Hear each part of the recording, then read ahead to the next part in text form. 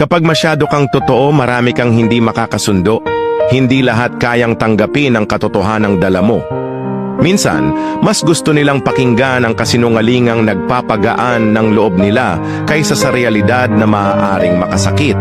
May mga taong lalayo sa iyo dahil hindi nila kayang harapin ang salamin ng katotohanang ipinapakita mo.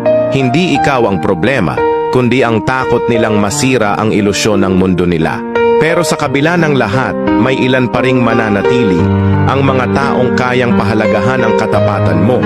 Sila ang mga hindi takot sa sakit na dala ng katotohanan dahil alam nilang iyon ang tunay na mahalaga. At sa dulo, mas mabuti nang maging totoo at may iilang natitirang totoo rin kaysa magpanggap para lang makasama ang karamihan.